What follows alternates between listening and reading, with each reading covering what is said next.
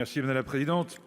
Dans le quinquennat précédent, quand fut institué le prélèvement forfaitaire unique, c'est-à-dire la limitation à 30% de la taxation des dividendes, ça avait été fait pour stimuler l'investissement, générer de la croissance et donc de l'emploi.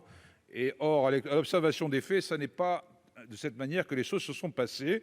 Hormis quelques effets bénéfiques pour les levées de fonds des startups, les investisseurs ont le plus souvent utilisé leur allègement fiscal pour investir dans des actifs déjà existants, les actions en bourse, l'immobilier ancien par exemple.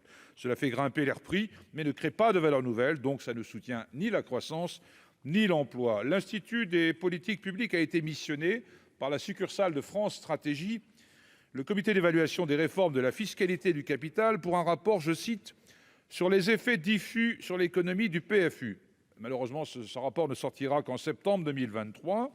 En 2018, l'année suivant la mise en place de ce PFU, la fameuse flat tax, les dividendes éligibles ont augmenté de 61% à 23,2 milliards d'euros.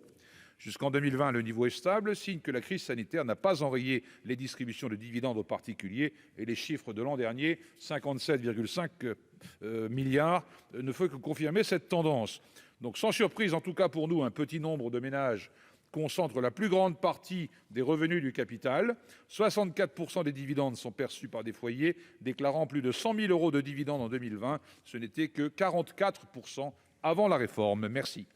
Monsieur Cozic pour le 454. Merci madame la présidente.